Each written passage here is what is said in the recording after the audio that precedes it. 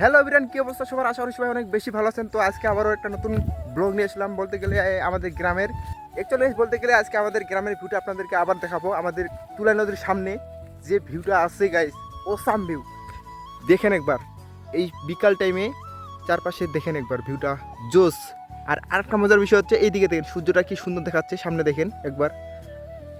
তো আমরা যাচ্ছি দুইজন মিলে, আর আমাদের কিছু কন্টেন্ট করতে হবে নদীর এদিকে। তো কি আর বলবো।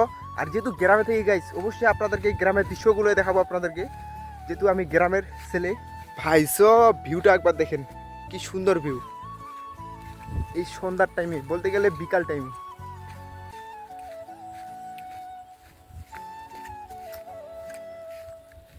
এই যে রাস্তা দেখেন, কাদো পানি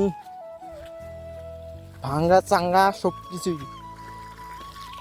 ও ভাই সব সুন্দর, সামনের ভিউটা অস্থির একদম, যেটা তুলনার বাইরে।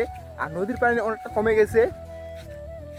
এই যে গাইজ দেখেন নদীর পানিটা কতটা কমছে, বিষয়টা বুঝছেন আপনারা? তো এইদিকে আসো, এইদিকে আসো।